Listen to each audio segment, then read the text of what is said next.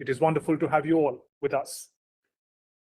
Distinguished guest, earlier this morning, Honorable Prime Minister Shri Narendra Modi addressed the webinar presenting his ambitious vision covering diverse sectors, including education, health, Ayush, pharma, tourism, hospitality skills, and sports. Now, remember, this is the last of the webinars organized around the core themes of the Union Budget 2026-27. The objective is to translate the budget's strategic reforms into actionable, outcome-oriented framework through wide-ranging consultations with ministries, academia, industry, civil society, and implementation partners. मंत्रीगण, देवी और सज्जनों, 2026 के post budget webinar श्रृंखला के अंतिम webinar में एक बार फिर आप सभी का स्वागत है। ये वेबिनार शिक्षा मंत्रालय के उच्च शिक्षा विभाग द्वारा आयोजित किया गया है। इसका मूल मंत्र है सबका साथ, सबका विकास, जन आकांक्षाओं की पूर्ति करना। आज सुबह माननीय प्रधानमंत्री श्री नरेंद्र मोदी जी ने इस वेबिनार से वो जुड़े। उन्होंने शिक्षा, कौशल और विश्वविद्यालय टाउनशिप, दिव्यांग जन कौशल योजना, स्वास्थ्य, आयुष, फार्मा, पर्यटन, आतिथ्य कौशल और खेल संबंधी विषयों पर अपने विचार और विजन साझा किए। ये वेबिनार केंद्रीय बजट 2026-27 के तहत प्रमुख घोषणाओं के कार्यान्वयन के तरीकों पर विचार विमर्श करने के लिए प्रमुख स्टेक होल्डर्स को एक साथ लाया है। Later in the day, a number of parallel breakout sessions took place, led by Ministry of Education and Niti Aayog, Ministry of Health and Family Welfare, and Ministry of Tourism. Sessions led by Ministry of Education focused on flagship reforms, including Education to Employment and Enterprise Standing Committee, new areas such as AVGC Content Creator Labs, creation of university townships, girls' hostels for STEM institutions and education, the National Telescope Scheme, Divyang Kaushal Yojana, which collectively address the human capital formation, digital creativity, gender inclusion, frontier science, and disability inclusive growth. शिक्षा मंत्रालय के नेतृत्व में इन सत्रों में प्रमुख reforms पर ध्यान केंद्रित किया गया, जिनमें शिक्षा से रोजगार और उद्यम संबंधी स्थायी समिति, AVGC Content Creator Lab, university township का निर्माण, स्टेम एजुकेशन के लिए लड़कियों के छात्रावास, राष्ट्रीय टेलीस्कोप योजना, दिव्यांग कौशल योजना शामिल है, जो सामूहिक रूप से ह्यूमन रिसोर्स का निर्माण करने का विजन रखते हैं। डिजिटल रचनात्मकता, क्रिएटिविटी, जेंडर समावेशन, इंक्लूजन, फ्रंटियर साइंस और दिव्यांग या विकलांगता समावेशी विकास को संबोधित करना।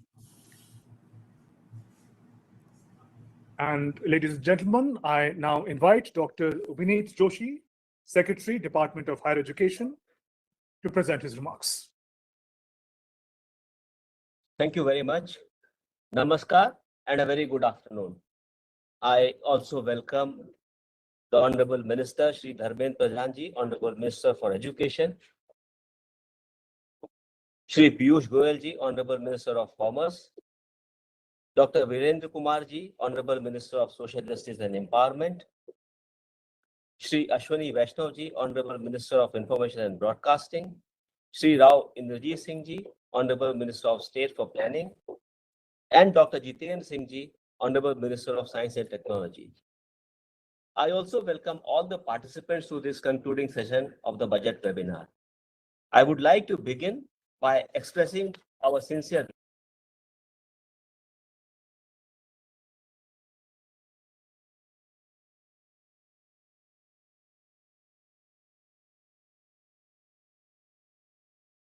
He lost the audio. His guidance provides a strong and unifying direction as we now move into the implementation focused concluding segment of today's program. Sir, we structured today's deliberation into 5 breakout sessions. The Union Budget announced 7 major initiatives under this theme. 3 of them have been consolidated to enable sharper discussions, stronger convergence between ministries, and more coherent implementation pathways. Together, these 5 sessions covered the full scope of the announcements and will allow us to translate Honorable Prime Minister's vision into clear time-bound action. I would now briefly give the overview of the breakout sessions. The session of Niti Aayog on high-powered education to employment and enterprise standing committee focused on positioning the service sector as a central driver of growth, employment, and exports, aligned with the 10% global services share by 2047. This committee is expected to examine global demand shifts, employment elasticity, AI-driven transitions, and regulatory fragmentation. This session helped us in defining a nationally prioritized set of high potential service subsectors along with policy, regulatory, and talent pipeline architecture, which is needed to position the services sector as a core driver of growth, employment, and exports. It also helped us define how AI and emerging technologies could be systematically embedded across schooling, higher education, and skilling pathways, and how we can collectively move towards the 10% global services share target by 2047. The session led by Ministry of Information and Broadcasting was on Orange Economy, AVGC Content Creator Labs. It discussed operationalizing AVGC Creator Labs in 15,000 secondary schools and 500 colleges, ensuring standardization, faculty development, and strong industry partnerships. This session helped us in defining the national rollout strategy for the AVGC Creator Labs. The session led by DPIIT, which was on New National Institute of Design, articulated the strategic and structural blueprint for establishing a new NID in the Eastern region, strengthening India's design education ecosystem, and aligning it with national economic and cultural priorities. The session led by the Department of Divyang, which was on Divyang Kaushal Yojana. The 2 sessions which were led by the Department of Higher Education and Ministry of Education, which were on University Townships and Girls Hostel for STEM. The session on University Townships defined the structural blueprint for the first 5 university townships, the challenge route methodology, corridor-aligned academic offerings, governance, and options of financing models required to create integrated academic industrial townships. The session on Girls Hostel for STEM helped us in discussing the district level planning norms, capacity models, BGF, PPP, and grant structures needed for universal hostel availability, thereby enhancing women participation in STEM by ensuring that women in STEM have safe, proximate, and affordable residential access. On Divyang Kaushal Yojana, the session defined an industry-linked, outcome-based skill framework that moves beyond supply-driven models. It helped us define disability-wise course baskets, employer partnership models, verification systems for placements, rural livelihood-linked pathways, and use of AI, thereby ensuring sustainable economic participation of Divyangjans.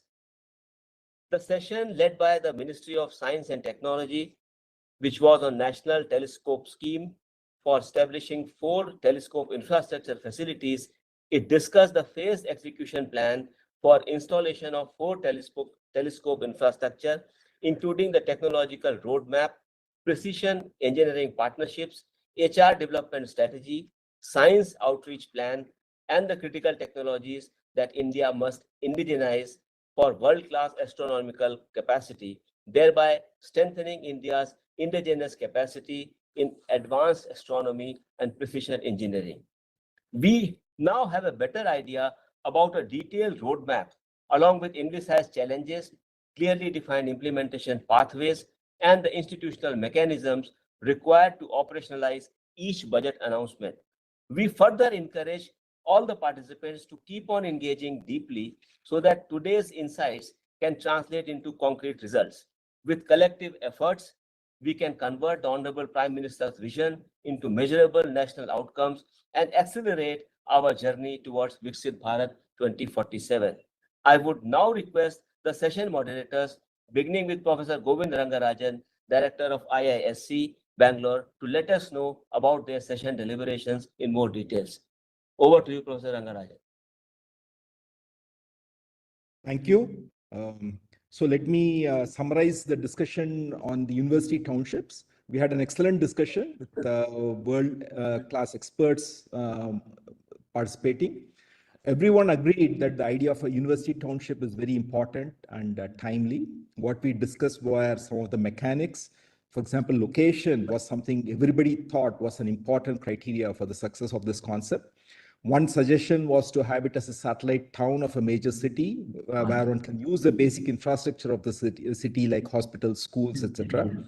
It was also felt that it should be within 1 hour of an international airport and should have enough scope for jobs for spouses. It was also felt that land allocation should be strategic in nature, taking into account existing industrial corridors. And also they should be located in states that have a visionary state leadership, because here the state contribution is also very important in taking this forward. As far as design of the township is concerned, it was felt that it should be compact and have mixed zone use rather than spread out over a large area where you have difficulties, just going back and forth between different parts of this township. It also needs to have if it's a satellite city, to have the city's public transportation integrated with that township. And equally important, it should be a sustainable campus that is organically linked to the local communities and local urban bodies. It was felt that it is important that you integrate with the local community rather than be something which is like an ivory tower, which does not communicate with the local communities. It was also felt that the committee which oversees the design and operation of this township should be shared by the state chief minister. The hope is this access-led expansion will now give way to outcome-led expansion. Industry collaboration was another important component everybody touched upon. Having a research park, of course, is very important. Industry R&D labs should be located in these townships. That is very critical. Equally important, these R&D facilities should be shared with universities belonging to that cluster. This would alleviate uneven access to lab facilities that is currently there. And one should avoid duplication of infrastructure, of course. Then there should be a lot of startup funding in these townships. So they should be initially funded well, and then, of course, they go out on their own. And it was also felt to make this whole enterprise attractive, faculty members should be permitted to spend time in the industry so that there is a much closer integration between the industry and the academia. And when you come to financial sustainability, it was felt that tuition fees should be, substantial so as to cover the costs. They cannot be highly subsidized tuition fees. And it was also essential that industries provide sustainable funding for the township, for the operation of the township. And since you have land, it is also important to monetize the land resources effectively for financial sustainability. And one suggestion was that the government should provide 50% of the funds for the first 20 years to make the whole thing sustainable. And talking of students, it was felt that there need to be change when you talk of these university townships.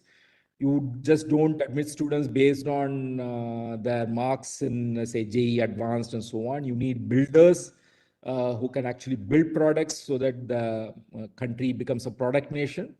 And therefore, the admission criteria should change accordingly here. And it should also be very inclusive. State university students should have access through credit transfers, online classes, etc. And then how do you measure success? Of course, it's important that only if you quantify something, you can actually improve it. So as far as learning outcomes, there are standard things like student satisfaction, placement, etc. But one should also develop quantitative and qualitative measures of industry collaboration and then research productivity. And these should be monitored by industry advisory boards, research committees, and alumni. All these are important components in the monitoring process. And the timelines is that within 1.5 to 2 years, you can have the design and the infrastructure done. Then scaling and expansion over the next 2 years. But for all townships, 5 years was felt to be an ambitious but reachable goal to establish all the 5 university townships. So with this, I will stop. But on the whole, everybody thought, that this was an excellent idea that has been expounded by our honorable PM, and we should all work towards realizing this vision. Thank you. Professor Govindan Rangarajan, thank you for your remarks, sir. Let's learn more about the outcomes of the breakout sessions that happened today. Let us welcome Dr. Chandrajit Banerjee, Director General, CII, expert from Niti Aayog. Dr. Banerjee. Thank you. Thank you very much, Honorable Ministers, Honorable Secretary. Thank you for the introductions initially. Sir, I report back on the breakout session on high-powered Education to Employment and Enterprise Standing Committee.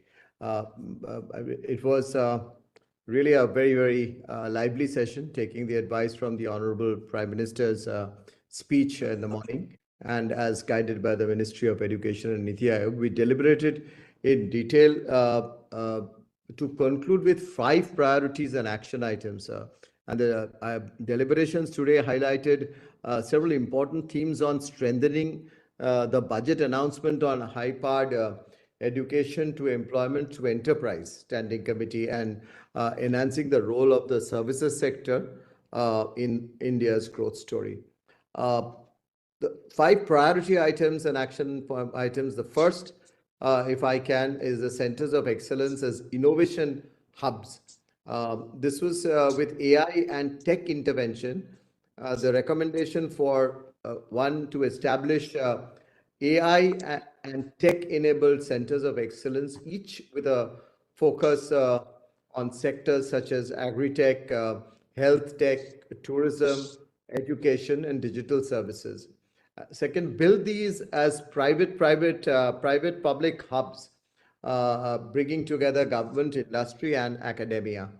And the third sub-point on that was to enable state governments, which were to develop regional centers of excellence clusters aligned with the local industry strength. The second major area was a skills-first education ecosystem.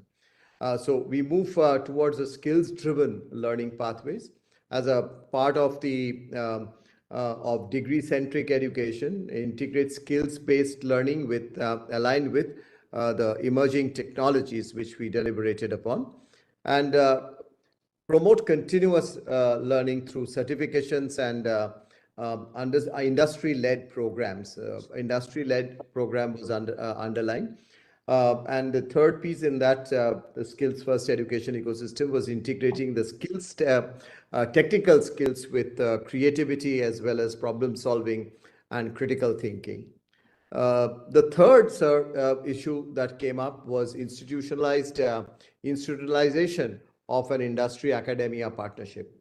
So bridging the gap between between learning and the employment, which was felt critical. So how do we increase industry participation in curriculum design in particular, and as well as institutional governance.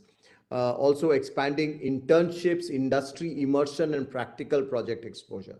And the third, of course, was on the education industry clusters to be encouraged, and also align educational institutions that are linking learning, research, and job creation. And also, of course, how the local industry should connect to the academic institution. That's going to be critical. The fourth part of the entire discussion was on scaling research, innovation, and also applied learning. So our country's competitiveness would largely depend on the stronger research and innovation ecosystems. We all felt that, and to encourage greater private sector investment in R&D and innovation platforms, which can be enhanced much. So develop innovation hubs, sandboxes, and project-based learning models, and also focus on applied research that drives enterprise creation as well as technology adoption. The fifth was creation of new jobs, which was very, very critical and important. With every revolution, industrial revolution, there will be new jobs emerging, and India can and shall align with emerging requirements of the industry. This was quite critical. There's always been a fear, but there will be new job opportunities always coming up with any advent of any technology. So I end with one important point, which is about coordinated policy and measurable outcomes. So this was really the progress of will require alignment across governments as well as industry and state engagements. So strengthening policy coordination between center, states, and industry stakeholders. Second, track outcomes that would through clear indicators on employment, enterprise creation, and technology adoption. And how do we ensure implementation at scale through collaborative national and state level incentives? So once again, what is now required was felt was collective action, building centers of excellence. Thank you very much, sir. Thank you, Dr. Chandrajit Banerjee. Now we welcome remarks from Sri Chaitanya Chenchilekar, VP and CTO, Whistling Woods International. Thank you so much. Thank you so much for having me. The breakout session in the morning for deployment of content creation labs in schools and colleges, along with corresponding curriculum for the same, was excellent. We had 5 or 6 outcomes and suggestions. So one was that it will ensure completeness of education, especially in the age of AI, where human skills are needed for creative thinking, critical thinking, narrative thinking, design thinking.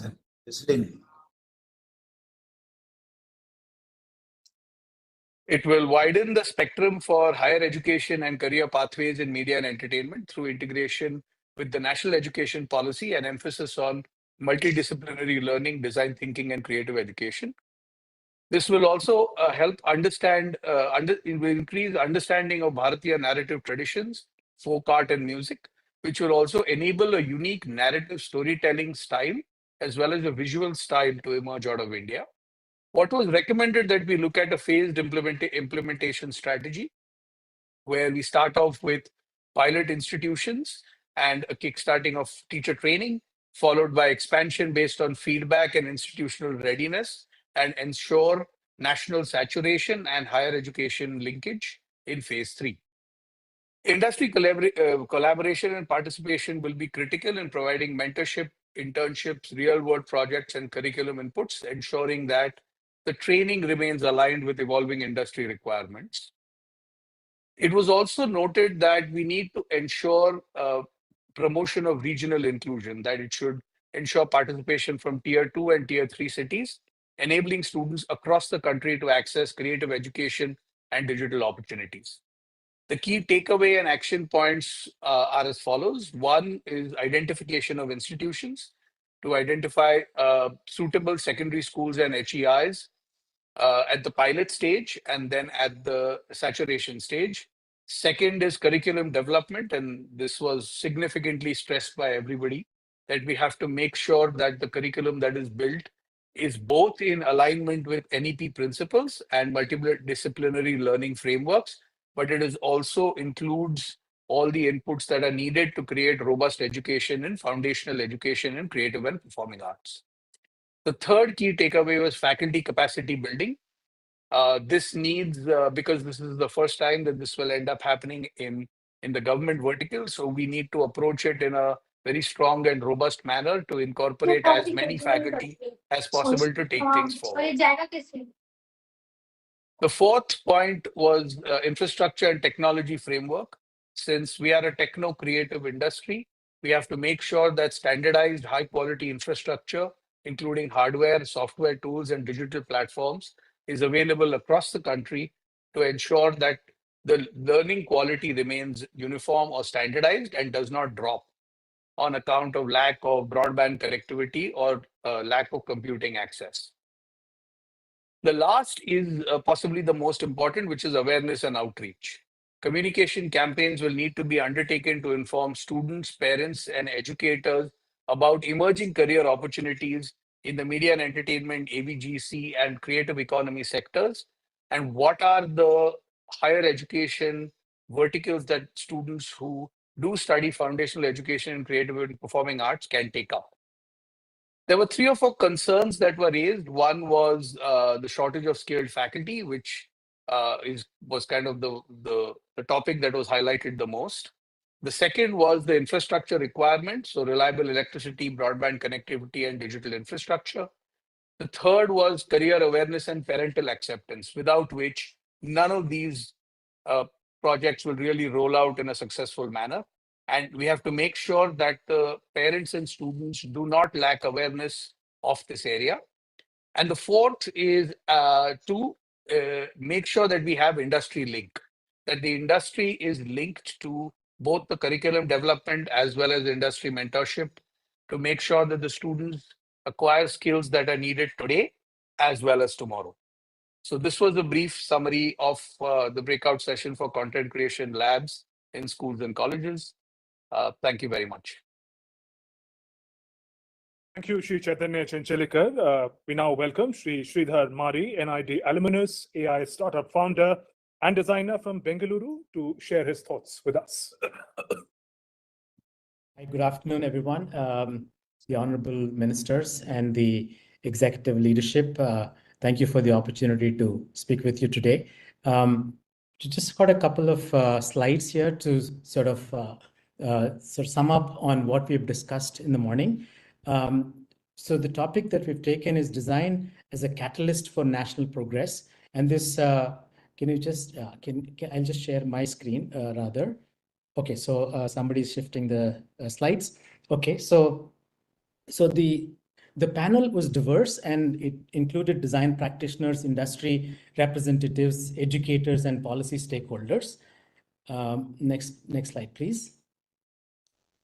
So the fundamental key takeaway for this panel was design must evolve from being perceived as an aesthetic layer or a specialist discipline to being recognized as a strategic capability that can be embedded across governance, industry, education, and society, influencing everything that we design in this country, right? For example, whether we're building cities or we're designing cities or designing public services, everywhere there is actually design input that's required. And that's what is what we are suggesting as a key takeaway. Now, can you just go to the next slide, please? Yeah. There are 4 thematic dimensions that have emerged from this. One is, the number one is design as a national infrastructure to pave the way for economic development and industrial competitiveness. Here, what happens is we've studied other developed nations and how they have actually used design as a fundamental tenet for their national progress. Now, in the US, the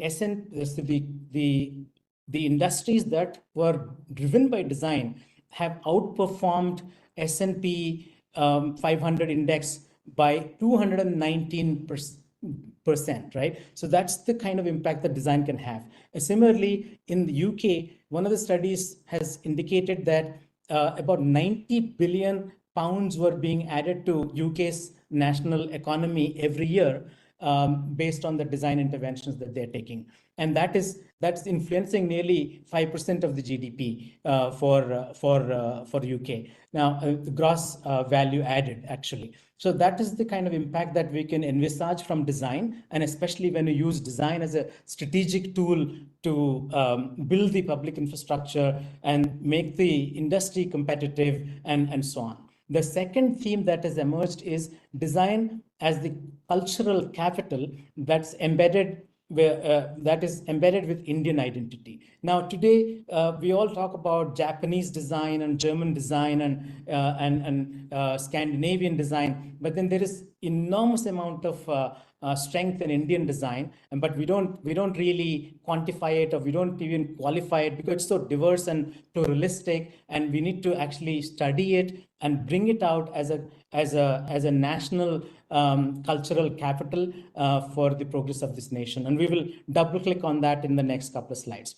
And the third one is the impact of AI automation and the future of creative work, because today AI is not just limiting itself to automating repetitive jobs, but it's also encroaching the realm of cognitive work and creative work, right? So that kind of automation is right here and it's happening, and it has a huge impact on job losses and so on, not just design but across the board.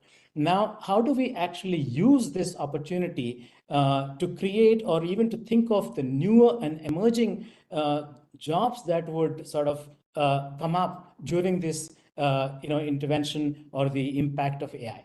That's the third thematic dimension that we discussed. And the fourth one is how do we build future design leaders and design entrepreneurs? Today, typically designers get trained, they come out of the institutes, and then they take up a job and and of course contribute to the economy. But there is a lot more that they can do, especially if you can actually help them become better design leaders with better entrepreneurial skills. So that's those are the four thematic dimensions. Now let's just quickly go into each one of those things and spend just a minute.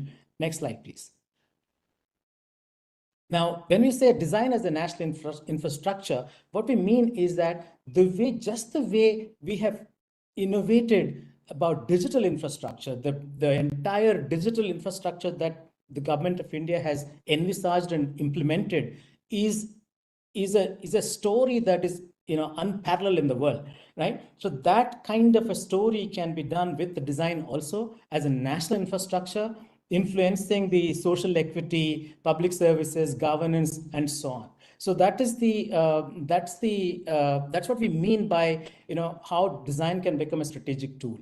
Now the next one is how do we bring in design inputs in government decision making, especially when it comes to infrastructure and the policy programs, especially when it comes to healthcare or public transportation, or even the townships that we're talking about. There is a lot of design that can go in from day one. So instead of bringing in design as an afterthought at a later point of time, but how do we actually embed it right from the day one, from the beginning, is what would help in building great infrastructure. Now, if you look at the developed nations, the only thing that sort of stands out is their infrastructure. And our infrastructure has been lacking or lagging for quite a long time. And that's an opportunity for the West to actually, come and, tout the, the poverty tourism and, so the images that they actually portray is all about what is not there rather than what is there, and infrastructure stands as a ground. And today, of course, we are making massive strides in infrastructure too,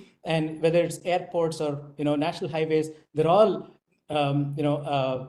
extremely good and on par with global standards. Now, the same kind of a thing across the board, across all infrastructure related programs would be really helpful. Next slide, please. And when we're talking about design as a cultural capital, so NIDs, there are a bunch of NIDs, and then there's a new NID that's going to come up, and they need to become the living laboratories of Indian design, Indian culture, heritage, and civilizational knowledge. There is enormous amount of traditional knowledge that is embedded in our culture, in our crafts, in our traditions, and everything. So how do we actually codify it, bring it up, not just document it as archives in a library, but how do you actually take it out and then use it in day-to-day design activities is something that needs to be explored. And there has to be a national discourse on what is Indian design identity, what should be the Indian design ethos. For example, sustainability has been a crucial tenet for Indians in general from time immemorial. Now it's the West that comes back and says sustainability is a standard, you need to follow it, and so on. But then see, we're losing out what we had as clear strengths to something that has been actually adopted by the West, right? So that is something that we need to focus on. Then next slide, please. Here, again, the impact of emerging technology. I think we have to build mission critical design research labs focusing on AI, healthcare, sustainability, and culture systems. Now, there are so many new roles are going to be emerging in light of AI automation. Now, it's not going to be anymore a furniture designer, or a product designer, or an architect, or any of these things. And there are many new roles are going to come. We need to do research into it, and then probably train our people, our students right now within the institute, so that they are ready for the future. And of course, Design Policy 2.0, the document that was created earlier, needs to be redrafted in line with the emerging technologies and the new realities, and even in the new geopolitical situation. So these are some of the things that we have talked about. And the last one is the next slide, please. Yeah, and building future design leaders and entrepreneurs. So here, designers also need to be given some amount of understanding of economics and finance and manufacturing and market viability, so that we can help them become better design leaders and design entrepreneurs. And students should also be encouraged to tackle complex real-world problems rather than focusing on the next best toaster design, right? So they need to be aware of the kind of the problems that we face as a country, as a society, as a culture, and they need to start thinking about those aspects. And of course, embedding design awareness at the school level and professional education programs would also help in elevating the design thinking across the board. And finally, the desired impact. Next slide, please. The desired impact that we want to drive is design needs to move the needle from being an incremental innovation to transformative innovation in national development. And that's our submission. And we just need to do a lot more work, and probably we would meet offline and continue this discussion and bring back our thoughts and ideas into the policy making. Thank you very much. Thank you, Sridhar Mari. Let us now turn to Professor Suchi Sinha, Associate Professor, IIT Delhi, expert from Department of Higher Education. Dr. Sinha. Thank you very much for the opportunity to moderate the session today morning.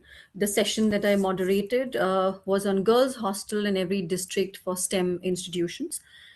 Several very inspiring women were part of the panel, and several interveners were also people who are experiencing educational institutions on a regular basis. So it was a very rich conversation. I must acknowledge that there was an overwhelming welcome of this initiative, of this announcement. There was an acknowledgement that accommodation and mobility barriers often constrain women aspirants from choosing and opting for STEM programs, and often they settle for courses which may be closer home just because of safety, affordability, and other reasons. The panel discussed several aspects of the girls' hostel in every district. There were helpful points which were made, both around strategic considerations as well as more operational considerations as this plan is implemented. I'll actually start with more operational issues and then finally close with some of the strategic considerations that were talked about. Operationally, there was an acknowledgement that a girls' hostel will need to understand and cater to girls with different demographic, dimensions. For example, women with caring responsibilities, women without caring responsibilities, and so forth. Some of the facilities which were considered and discussed were hygiene was considered to be a very important aspect in the girls' hostel, including discussions around provisions for sanitary napkins, their disposal, and other kind of hygiene considerations. There were discussions around safety and safety in terms of, say, alarm bells being very easily accessible. Somebody even said right near the bedside, in case there is an emergency, the women should feel the safety to be able to raise an alarm bell. There were considerations about and discussions around, of course, good food, hygienic food, nutritional, intake for the girls who are going to be staying in the hostels. There was discussion around Wi-Fi and ease of internet use, so that in case for late night work or any other time, that for global collaborations, if these women, the girls, want to collaborate, they should be able to have ease of access of the internet. Creche facilities were talked about, since again, like I said, there could be girls who may have caring responsibilities as they reside in these hostels. The next point that was discussed clearly was about the staff. The staff, preferably more female staff, and most importantly, sensitive staff. So staff sensitivity was talked about at length, where there was discussion that we must understand that in these girls' hostels, the languages used, the sensitivities about gender, all of that has to be kept in mind. The strategic points, and this is actually of great emphasis, and therefore I position it actually after the operational. A key concern, or rather a key consideration that was highlighted, is that even as we think about safe, affordable, accessible facilities, one should not envisage a girls' hostel tucked away in some corner just because we want to make it safe. It's very important that locationally these hostels are closer to where the institutes are and where so-called the research action or the curriculum action happens. This was emphasized time and again, because the idea was that these hostels should themselves become hot hubs where there's going to be exciting conversations, vibrancy, and a culture of empowerment, and not just tucked away in a different corner for a variety of reasons. Last, there was a conversation around, of course, there are two pathways possible. One is expansion of the current facilities that are already available and augmenting them, which may come with quicker output and a quicker setting up of the hostels. But age of the building needs to be thought about. Access zones and how they can be protected and made accessible yet restrictive in terms of making sure the unwanted people are not into the hostel. That was considered. And finally, the green field was of course discussed much more, but both options were considered. In conclusion, a very, very welcome step, and many other operational points which the panelists felt that they'll be happy to contribute to. In case so wish, they can share more. Thank you so much. Thank you, Professor Suchi Sinha. We now welcome remarks from Professor Annapurni Subramaniam, Director IIA, an expert from Ministry of Science and Technology. Professor Subramaniam. Thank you. Good afternoon all. I am summarizing the breakout session titled Telescope Infrastructure Facilities. So this breakout session had about 5 panelists, and these panelists came from the various departments and academicians, researchers, and also industry. So in summary, the panelists felt that it's an extremely important step, and there was an overwhelming welcome to these projects from academia, industry, institutions, universities, etc. And we had several interveners who asked the questions, and these questions covered these projects. So these projects basically include setting up of 2 major facilities. One is a 2-meter National Large Solar Telescope, and the other is a 13.7-meter National Large Optical Telescope. The third is an upgradation of the existing Himalayan Chandra Telescope, and the fourth was the establishment of a planetarium, which is consisting of an LED dome. So the key discussion points included actually the timelines and monitoring process, as these projects have different timelines. And so what could be the parameters, indicators to monitor the progress? The other questions also included the major outcomes from these facilities, and such as the requirement of back-end instrumentation and collaboration to make cutting-edge instrumentation within the country. The telescope facilities are going to be established in high-altitude remote areas, so how to make sure that the logistics and maintenance issues are taken care. Key learnings from global practices, and how these projects position India in the international scenario, etc., were also discussed. The discussion points also included synergy of these projects with the existing multi-wavelength projects such as LIGO India, MACE, etc., and also how to bring industry connect in specific points of developing key technology within the country, and particularly in terms of a segmented telescope, which we are going to do for the first time.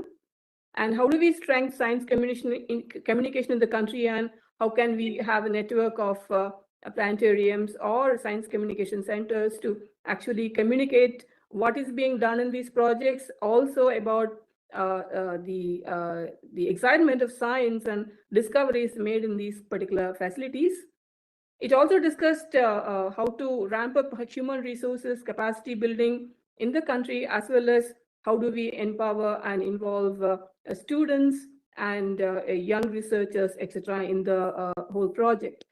So the key challenges and risks identified were basically capacity building in the country and development of a few key technologies, and also the knowledge retention and knowledge basically transfer, because these projects span over a very large, long timeline, and the required policy and regulation with respect to industry academia connect, and the development of centers, and new ideas and new R&D, basically technology developments. So the key recommendations which came were there are many institutions in the country which have started astronomy and astrophysics, and the aspirations in space science is looking extremely, very, very good. So it is important to involve institutions across the country, and also equitable access to people across the country. In terms of technology, one emerging point which came from the industry is that their involvement in critical science projects, technologically challenging science projects, basically are bringing in the ultra high precision mechanisms within the industry. And they also express that such participation is helping them to get these technology used in areas which actually will not be accessible to them. So this is a very, very important point. So the important points, like some of the critical technologies like ion beam polishing or the alignment and phasing systems of the segmented telescopes, require new development, and it is important to be developed in the country and with industry and academia collaboration. And also important to bring synergies within the R&D and existing telescopes within the country. It also is recommended that it is important to use AI and digital twins, because these systems are remote, and digital twins really help in optimization of the performance, as well as finding out any maintenance issues, etc. So it is important to build digital twins of various subsystems early on, and also use them to improve the system as well as to get good maintenance. The capacity building in terms of AI and computing facilities are important. It is also important to have a good mechanism to have a knowledge capture and knowledge transfer. And this is particularly important in terms of these projects are highly technically and challenging projects which run across long years. So this is a very unique example of building such capacity within the country. And in terms of science communication, it is important to communicate science to the public and also pass on the excitement and the discoveries which are made over here, and also to show what kind of technology is developed and how one gets access to these kind of laboratories and things like that. And for that, a good connect between scientific institutions and planetaria are important, and this also helps to communicate science effectively, and also interact with researchers themselves, and also people who are directly involved with these kind of projects. So these were the entire summary, and thank you for the thank you for your attention. Thank you. Professor Annapurni Subramaniam, thank you, ma'am.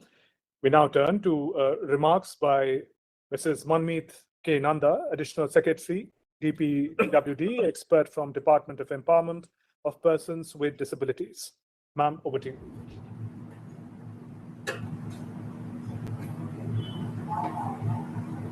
civil society organizations, youth volunteers who actually have their boots on the ground, come and deliberate on manners. Am I audible, sir? You are audible, ma'am. Yes, we can hear you.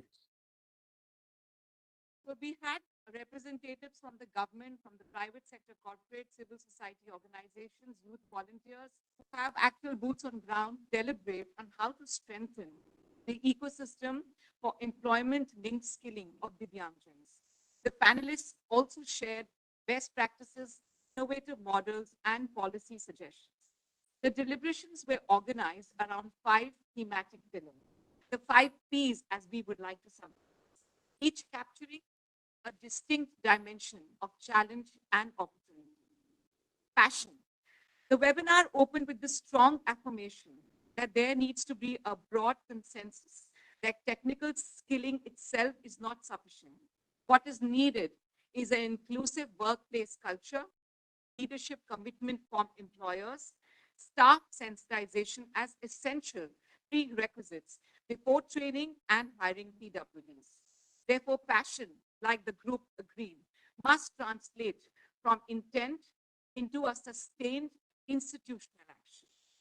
The second P, perseverance. The participants were very candid and agreed that what needs to be addressed foremost is structural barriers. The need for having customized training challenges that continue to be tailored to specific disability types, age groups, because one generic does not fit all. There are weak linkages between skill training programs and actual employment outcomes, and training should be touching into those aspects so that they get converted into actual jobs. And the persistent underrepresentation of PWDs in STEM education and emerging technology sectors. The third P are possibilities.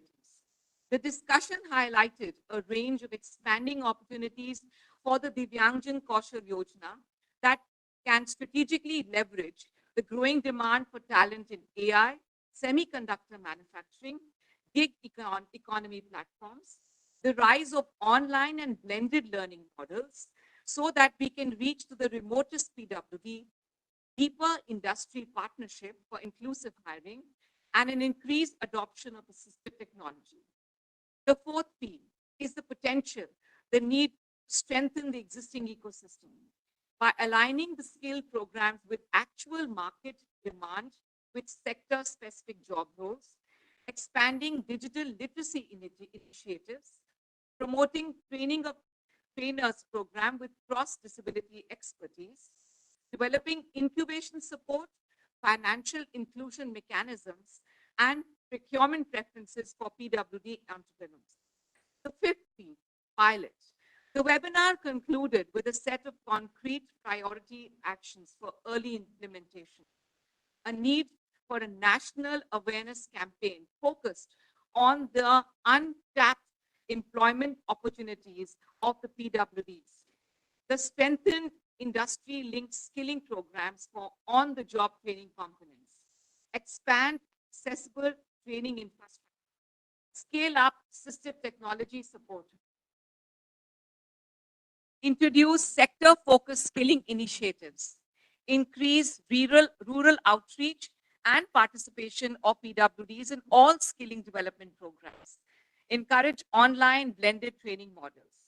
In conclusion, the Divyangjan Kaushal Yojana post-budget webinar underscored a shared national resolve among the government and the stakeholders to transform disability-inclusive skilling from intent to impact.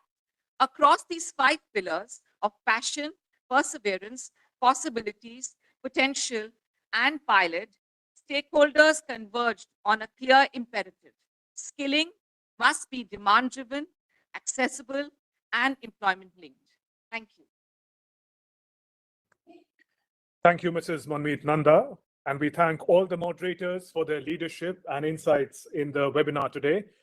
And we now turn to honorable ministers for their remarks and guidance. May I first request Dr. Jitendra Singh, Honorable Minister of Science and Technology, to share his thoughts with us. Good evening. You may recall that one of the highlights of the Honorable Prime Minister's 76th Independence Day speech was the acknowledgement of the profound knowledge of ancient Indians or the traditional Indian knowledge. India has a dominant presence in astronomy and astrophysics, as well as astrophysics research, and has contributed immensely in this field. We have demonstrated our capabilities through indigenous space missions like AstroSat, like Aditya L1, like ExpoSat. India has participated in major international projects like the Facility for Anti-Proton and Ion Research, or FAIR, 30-meter telescope, TMT, square kilometer array, SKA, LIGO India, etc., etc. The expertise and the experience which our scientists have developed through these global consortia projects helped us reshape our S&T landscape. Under the leadership of Prime Minister Modi, this government has created several sophisticated research infrastructure facilities across the country, and the coming decades in astronomy and astrophysics will be driven by transformative discoveries enabled by large aperture telescopes and advanced instrumentation. India had established a 2-meter Himalayan Chandra telescope, the HCT, established in the year 2000 at Helle, Ladakh, which facilitates more than 250 researchers and is on the number of the researchers is on the increase. Cosmos 1 in Mysuru in Karnataka is another pioneering state-of-the-art LED dome planetarium, which is almost ready for operation. As you are aware, the Union Minister for Finance in the budget speech in 2026-27 has announced to set up 2 more telescope facilities, namely the National Large Scale Telescope and the National Large Optical Infrared Telescope, as well at the same time upgradation of the Himalayan Chandra telescope that I just now referred, and also developing of a new Cosmos 2 planetarium. In today's seminar, the experts in the fields of astrophysics and astronomy from different research and academic institutions, as well as from industry. We have been able to discuss different aspects of the proposals that include technology challenges, that include parameters of the indicators to monitor the progress, to monitor the strategies for human resource development, as well as also for capacity building, and also the plans to sustain the infrastructure and its utilization for larger public good. I believe the Indian industry, including the MSMEs, will be engaged across the value chain in precision up to mechanical components, telescope structures, mirror support systems, vacuum and cryogenic hardware, motion control, as well as power electronics, as also coatings, detractors, and observatory software, etc., etc. I also learned that the Indian Space Research Organization, named ISRO, is installing an observing facility at Helle as a part of its initiative to set up a network of facilities under the project NETRA. And NETRA stands for Network for Space Object Tracking and Analysis. And NETRA is aimed to detect and track space debris, which is a growing hazard now, as well as other hazards which could pose threats to India's satellites in the orbit. The proposed facilities will work in tandem so that the synchronization between the facilities maximizes the outcomes that we receive. These new and upgraded facilities may bridge the gap and may also help the researchers to gain access to telescopes at par with that of the other nations. And therefore, I'm sure The following recommendations from this webinar will make the implementation more effective and also guide the researchers to utilize the facilities for taking up high-end and path-breaking research in this field. And the recommendations are as follows. A, involve all the major institutions with astronomy in the making of the telescope and the back-end instruments. The second recommendation I make is the B1, the key technologies that need to be done in the country to be done with academia, industry, partnership. As you know, this government has been very supportive about a larger synergy between industry, research, academia, and industry.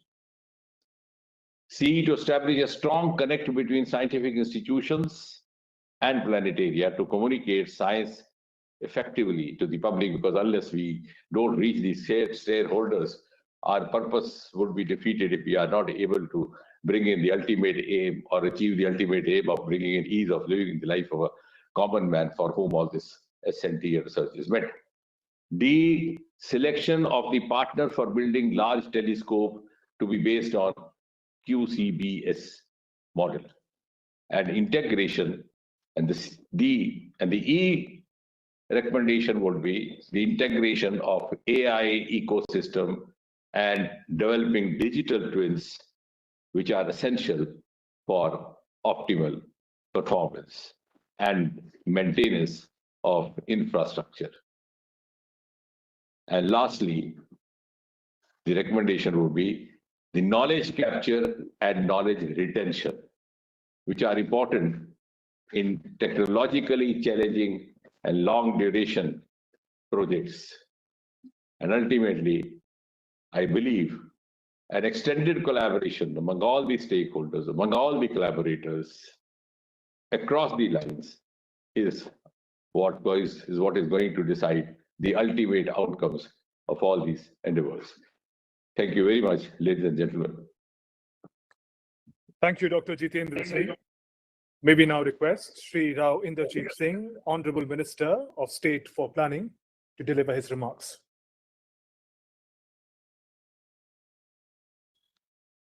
Honorable Ministers, distinguished participants, ladies and gentlemen. As we come to the close of today's discussion, the deliberations have highlighted several important themes on strengthening the budget announcement on high-powered education to employment to enterprise standing committee and enhancing the role of the services sector in India's growth journey. One of the key points that has emerged from the discussion is the need to significantly improve the quality of higher education to drive job opportunities and position India as a global services hub. While the services sector continues to contribute majorly to economic growth, contributing over 50% of GVA, nearly 1/3 of employment, and a significant share of exports, there remains a persistent gap between education and workforce readiness.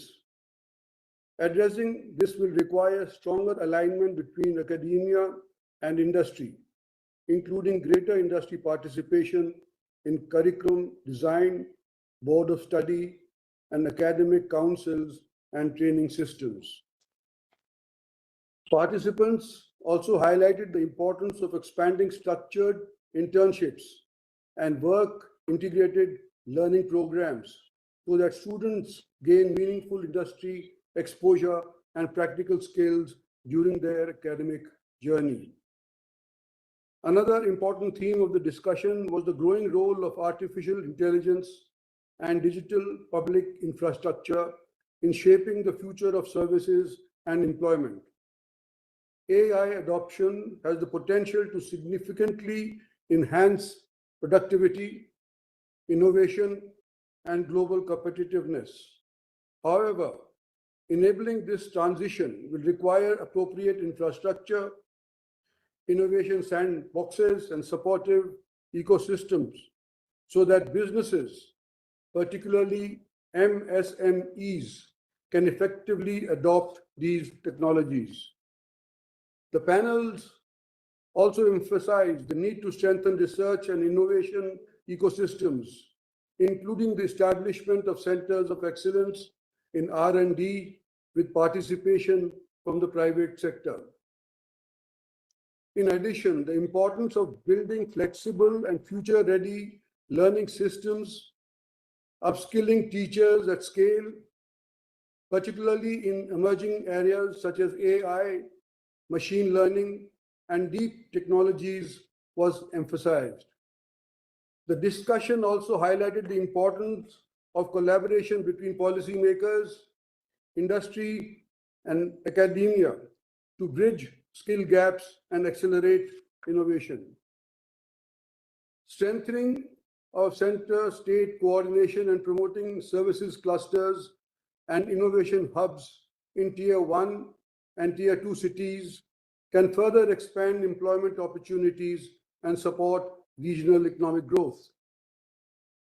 At the same time, stakeholders highlighted the need for credible and flexible regulatory institutions that can improve education quality, attract talent, and respond to evolving industry needs.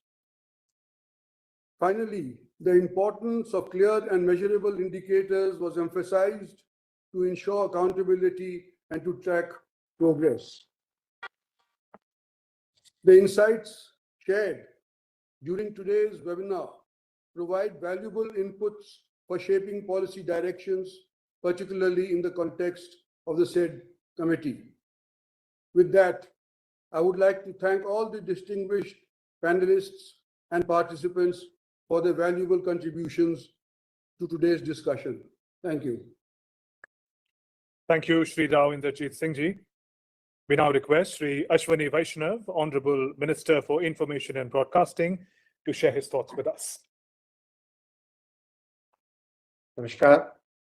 पहले तो मैं सबको धन्यवाद देना चाहूँगा। बहुत ही बड़ी संख्या में, करीब 1000 से अधिक पार्टिसिपेंट्स आज के पूरे वेबिनार में आए और बहुत ही महत्वपूर्ण सुझाव आए। ऐसे सुझाव आए जिन सुझावों का डायरेक्टली उपयोग किया जा सकता है और जिनको पॉलिसी में इंटीग्रेट किया जा सकता है, ऐसे कई सुझाव आए।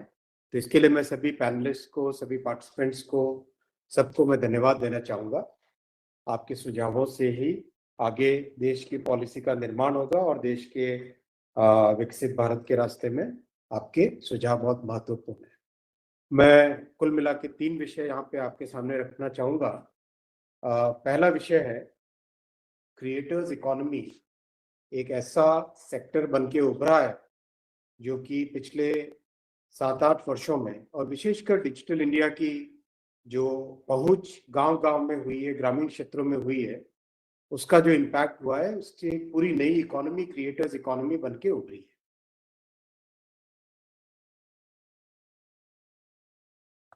इस क्रिएटर्स इकोनॉमी का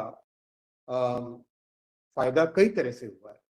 सबसे बड़ा जो बेनिफिट हुआ है वो ये हुआ है कि हमारी संस्कृति, हमारा खान पान, हमारा लोकल जितना भी हमारी बहुत ही हाइपर लोकल चीजें हैं, उनको हम दुनिया के सामने पहुंचा पा रहे हैं। किसी भी छोटे से गांव में बिहार के लिट्टी चोखा से लेके राजस्थान के गट्टा करी को, हर चीज को दुनिया के सामने पहुंचाने का एक मौका मिला है। उड़ीसा के छेना पोड़ा से लेके तमिलनाडु के एक स्पेशल, केरल के आड़ा पायसम को, सभी को दुनिया तक पहुंचाने का एक बहुत अच्छा मौका मिला है। और ये बहुत ही डेमोक्रेटिक व्यवस्था है, क्योंकि इसमें कोई भी व्यक्ति जो भी चाहे अपनी बात को कहना, वो कहने की क्षमता रखता है। एक बहुत बड़ा प्लेटफॉर्म सबको मिला। इसके कई पॉजिटिव्स आए समाज में और कुछ नेगेटिव्स भी है, कुछ हार्म्स भी हैं, लेकिन ये क्रिएटर्स इकोनॉमी अपने आप में एक बड़ी इकोनॉमी बन के निकली। दूसरा विषय मैं रखना चाहूँगा, आज का जो एंटरटेनमेंट और मीडिया की दुनिया है, इस दुनिया में टेक्नोलॉजी का जो उपयोग है, ये एक प्राइमरी रोल बनता जा रहा है। आज से 20 साल पहले अगर देखें तो मीडिया एंटरटेनमेंट में टेक्नोलॉजी का उपयोग होता था एज अ एडिशनल चीज, कोई ऐड करो उसमें 30-40% होता था। आज 70-80% टेक्नोलॉजी है, 30-40% बाकी सब चीजें।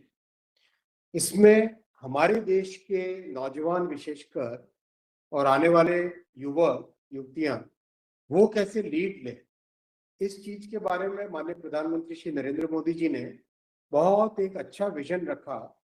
उस विजन को कन्वर्ट किया वेव्स के प्लेटफॉर्म से। वेव्स प्लेटफॉर्म एक ऐसा प्लेटफॉर्म बना जिसमें हमने मीडिया एंटरटेनमेंट की, जिसको आजकल कॉर्पोरेट की दुनिया में एवीजीसी सेक्टर बोलते हैं, एवीजीसी एक्सआर सेक्टर बोलते हैं, इसको एक टेक्नोलॉजी का प्लेटफॉर्म दिया और बहुत सारे पॉलिसी मेकर्स, इंडस्ट्री लीडर्स, इन सबको एक मंच पे लाके कैसे इस सेक्टर को आगे ले जाना है, इस पे एक अच्छा मेथड बन गया है और ये प्लेटफॉर्म आज अच्छा दुनिया भर में रिकॉग्नाइज्ड प्लेटफॉर्म बन गया है।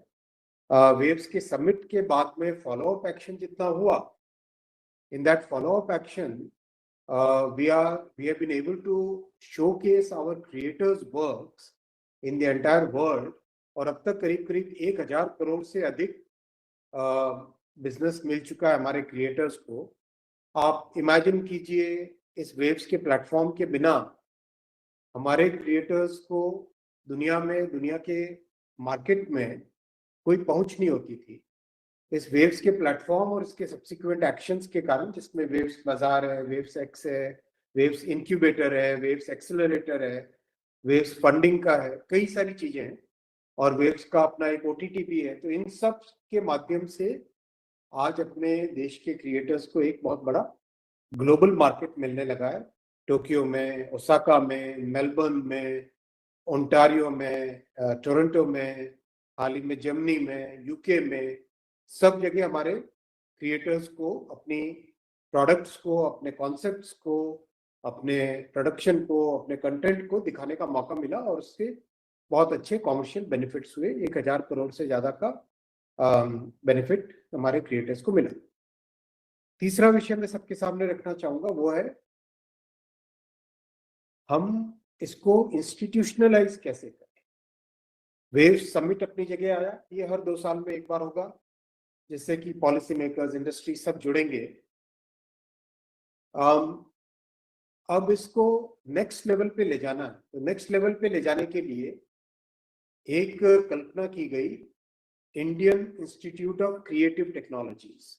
जैसे आईआईटी सिस्टम है, आईआईएम सिस्टम है, IIIT सिस्टम है, एम्स के सिस्टम है, जिसमें आईसर के सिस्टम्स हैं, जो ये ऐसे इंस्टीट्यूशनल चेन्स हैं जो कि हमारे देश के युवाओं को एक बहुत अच्छा प्लेटफॉर्म देती है, जहां से स्टूडेंट्स अच्छा पढ़ सके और एकदम रेलेवेंट फील्ड में वो अपने को एक्सपर्ट बना के मार्केट में, दुनिया में अपनी पहचान बना सके। Indian institute of creative technologies, इसको पूरी तरह से इंडस्ट्री ओरिएंटेड रखा गया। Right from day one, each and everything in this institute was decided by the industry, for the industry and of the industry। पूरी तरह से कोई इसमें theoretical चीज नहीं रखी गई, 100% प्रैक्टिकल इंडस्ट्री के हिसाब से रखा गया। इसका पहला कैंपस मुंबई में बन रहा है, फिल्म सिटी में महाराष्ट्र गवर्नमेंट ने अच्छी एक लैंड का पार्सल दिया है, 18 एकड़ के आसपास का वो पार्सल है, उसमें कंस्ट्रक्शन अभी बहुत जल्दी शुरू होगा। लेकिन जो टेम्परेरी कैंपस इसका बना, नेशनल फिल्म डेवलपमेंट कॉर्पोरेशन के 2-3 फ्लोर्स को खाली करके वहां पे बनाया गया। मैं आपके सामने ये रखना चाहता हूं कि इस टेम्परेरी कैंपस में जो फैसिलिटीज बनी, विशेषकर जो एब्सोल्युटली हाईटेक मॉडर्न लेबोरेटरीज, और एक्चुअली लैब क्या है, वहां पे कंटेंट ही क्रिएट होता है, those labs are today rated among the best in the world। Even those labs which have been created in the temporary campus of first IICT, they are rated among the best in the world, better than all labs in Europe, better than all labs in Asia, and comparable to some of the best in Hollywood। So that kind of potential is there in our country। अगर हम आपके आज जो सुझाव आए, उन सुझावों में भी ये बात आई अगर हम इंडस्ट्री ओरिएंटेशन अपने इंस्टीट्यूट्स का कर सकें तो इसमें हम अपने स्टूडेंट्स के लिए बहुत अच्छी रेलेवेंट एजुकेशन दे सकते हैं, जो कि टेक्स्ट बुक से बाहर, टेक्स्ट बुक पढ़ना, अपनी एक थ्योरेटिकल बेस बनाना जरूरी है, लेकिन इस थ्योरेटिकल बेस के ऊपर कैसे हम प्रैक्टिकल नॉलेज ला सकें, वो आईआईसीटी हुआ, गतिशक्ति विश्वविद्यालय हुआ, सेमीकंडक्टर का कोर्सेज हुआ, जिसमें 315 यूनिवर्सिटीज में आज स्टूडेंट्स सेमीकंडक्टर की प्रैक्टिकल ट्रेनिंग ले रहे हैं. They are designing chips, they are actually manufacturing chips, and their products are validated in the real world. Telecom में 100 यूनिवर्सिटीज में टेलीकॉम की लैब्स बनी, जिसमें एक्चुअल 5G लगा और वो 5G एक्चुअल में स्टूडेंट्स उसको यूज कर रहे हैं और उसमें यूज केसेस नए बना रहे हैं. उसमें हर तरह के experiments actual real life environment में करते हैं. तो ये जो माननीय प्रधानमंत्री जी का विजन है, इंडस्ट्री ओरिएंटेशन एजुकेशन में लाना, और ये न्यू एजुकेशन पॉलिसी का भी बहुत मुख्य एक अंग है. माननीय शिक्षा मंत्री जी हमारे साथ हैं आज. तो इस पूरे कॉन्सेप्ट के हमारे सामने आज कई एग्जांपल्स आ गए. अब इसको नेक्स्ट लेवल पे ले जाने का इस बजट में माननीय वित्त मंत्री जी ने घोषणा की 15,000 क्रिएटर लैब्स बनाने का, 15,000 क्रिएटर लैब. ये हमारे क्रिएट इन इंडिया मिशन का हिस्सा है, जिसका अभी कंप्लीट प्रपोजल चल रहा है, बन रहा है उसका. इस प्रपोजल में क्रिएट इन इंडिया मिशन में क्रिएटर्स इकोनॉमी को एक नया प्लेटफॉर्म दिया जाएगा, जिससे 1 करोड़ से अधिक क्रिएटर्स बेनिफिटेड होंगे. उनको टूल्स मिलेंगे, नए तरह की ट्रेनिंग मिलेगी, और प्रयास ये रहेगा कि देश के हर पंचायत में कम से कम कुछ क्रिएटर्स हैं बने ऐसे, जिनको हम ट्रेन कर पाएं, जिनको हम नई टेक्नोलॉजी दे पाएं, और जिनको हम एक तरीके से एक नया रोजगार का भी, इनकम का भी एक नया साधन दे पाएं. ये सब प्रयास चल रहे हैं. साथ ही साथ अभी आपने देखा होगा कि दूरदर्शन में एक क्रिएटर्स कॉर्नर बना है, जिसमें क्रिएटर्स अपने कंटेंट को दे सकते हैं, और उस कंटेंट को दूरदर्शन एज अ प्लेटफॉर्म देता है, और उस प्लेटफॉर्म को लेकर उस प्लेटफॉर्म का यूज करके creators find new avenues for publishing their content and taking it to the world. तो कई ऐसे नए इनिशिएटिव्स अभी चल रहे हैं. मैं आप सबको बहुत धन्यवाद देना चाहूँगा कि आपने अपने बहुमूल्य सुझाव दिए, और बहुत ही अच्छे सुझाव आए. सारे सुझाव नोट किए गए हैं. अभी create in India mission final जब होता है, उसमें आपके सुझावों का पूरी तरह से उपयोग किया जाएगा. और साथ ही साथ आईआईसीटी को जब आगे बढ़ाते हैं, नए लेवल पे लेके जाते हैं, और प्रसार भारती के रिफॉर्म्स में भी आपके सुझावों का पूरी तरह से उपयोग किया जाएगा. बहुत धन्यवाद. नमस्कार. श्री अश्विनी वैष्णव, आपके संबोधन के लिए धन्यवाद. We now request Dr. Virendra Kumar, Honorable Minister of Social Justice and Empowerment, to please address the gathering. नमस्कार. माननीय मेरे साथी मंत्रीगण और विभिन्न क्षेत्रों से आए हुए हमारे विशेषज्ञगण, लाभार्थी, और आज मैं सुबह से जब माननीय प्रधानमंत्री जी के द्वारा वेबिनार का शुभारंभ किया गया, तो मार्गदर्शन हम सबको प्राप्त, के बाद फिर अलग अलग मंत्रालय के तो स्टेक होल्डर्स के, विशेषज्ञों के जो विचार सुनने को मिले, उसमें कई बहुत अच्छे सुझाव आए.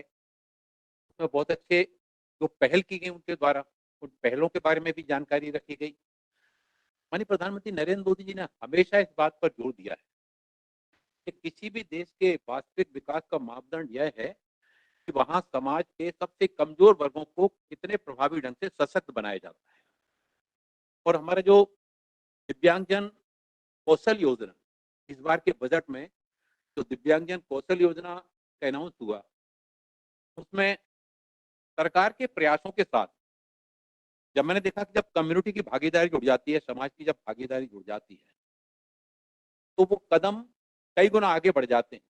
और इस वेबिनार के माध्यम से जब मैं सुन रहा था कि जब हरिता जी ने अपनी बात रखी कि दिव्यांगजन उन्होंने कहा कि अभी भी शिक्षा, प्रशिक्षण और रोजगार के अवसरों तक पहुंच में कई प्रकार की बाधाओं का सामना कर रहे हैं। उन्होंने कौशल विकास कार्यक्रमों और रोजगार के अवसरों के बीच में कमजोर जुड़ाव पर भी चिंता व्यक्त की और यह भी उल्लेख किया कि विभिन्न क्षेत्रों और सेक्टरों में अवसर समान रूप से उपलब्ध नहीं है। वहीं जब हमारी अलीना आलम जी ने मिट्टी कैफे की बात की, तो मिट्टी कैफे की जब उनके बात प्रारंभ की गई तो उन्होंने कहा कि सपनों के साथ इसको शुरू किया था। अकेले उन्होंने प्रारंभ किया, एक छोटे से स्टाल से प्रारंभ किया और उनके द्वारा की गई वो पहल आज राष्ट्रपति भवन, एयरपोर्टों पर, हमारे एयरपोर्ट के स्थानों पर, अनेक स्थानों पर बहुत बड़ी संख्या में उस योजना के माध्यम से, मिट्टी कैफे के माध्यम से दिव्यांग जनों को आर्थिक और सामाजिक रूप से सशक्त बनाने की दिशा में एक बहुत महत्वपूर्ण कदम साबित हुआ और इसी कारण से उनको राष्ट्रीय और अंतर्राष्ट्रीय स्तर पर उनको सम्मानित भी किया गया। और इससे हमको उन्होंने एक बात कही, ये केवल एक व्यक्ति के द्वारा प्रारंभ किया गया अभियान नहीं है, बल्कि एक कम्युनिटी की भागीदारी है। और कम्युनिटी की भागीदारी जब अच्छी भावना के साथ में, जब इस तरह के प्रयासों में जुड़ जाती है, सरकार और समाज जब एक साथ आगे बढ़ जाते हैं, तो उसके सार्थक परिणाम बहुत बड़ी मात्रा में सामने आते हैं। और मिट्टी कैफे यह संदेश देता है कि दिव्यांगता कमजोरी नहीं है, बल्कि क्षमता का एक अलग स्वरूप है, जहां दिव्यांगजनों को अगर अवसर उपलब्ध कराए जाते हैं, उनको अपनी क्षमताओं का प्रदर्शन करने का उचित प्लेटफॉर्म मिलता है, तो वो अपनी क्षमताओं का प्रदर्शन करके न केवल अपने आप को सशक्त बनाते हैं, बल्कि समाज को सशक्त बनाते हुए जो माननीय प्रधानमंत्री जी का सोच है कि सबका साथ, सबका विकास, सबका विश्वास और देश को आत्मनिर्भर बनाने में सभी के सामूहिक प्रयास, जब सभी के सामूहिक प्रयासों की बात आती है तो उसमें हमारे दिव्यांगजनों के भी सशक्तिकरण की बात आती है। मीना सेनाई जी ने जो बात कही कि दिव्यांग युवाओं के लिए कौशल प्रशिक्षण केंद्रों को आजीविका हब के रूप में विकसित करने की भूमिका को रेखांकित किया, यूथ फॉर जॉब्स, और इसमें तकनीकी आधारित प्रशिक्षण के महत्व पर उनके द्वारा जोर दिया गया और ये बताते हुए कि दिव्यांग युवा उभरती तकनीकों से जुड़ने पर बेहतर प्रदर्शन करते हैं, क्योंकि टेक्नोलॉजी को हमारा जो युवा होता है और जो हमारे दिव्यांगजन होते हैं, वो टेक्नोलॉजी को बहुत बेहतर तरीके से समझते हैं। समग्र प्रशिक्षण केंद्र विकसित करने का भी प्रस्ताव रखा गया और उसमें सुलभ अवसंरचनाएं, सहायक तकनीकों से सुसज्जित कक्षाएं, ऐसी उन्होंने जो महत्वपूर्ण बातें कही गई, जिसमें डिजिटल साक्षरता, आर्टिफिशियल इंटेलिजेंस, उपकरणों का परिचय, मॉक इंटरव्यू, कार्यस्थल के लिए तैयारी, ऐसी अनेक महत्वपूर्ण बातें उनके द्वारा रखी गई। वहीं विनीत सरायवाला जी ने उन्होंने बताया कि भारत की पहली सेमीकंडक्टर निर्माण पहलों में दिव्यांगजन तकनीकी सहयोग के रूप में भी योगदान दे चुके हैं।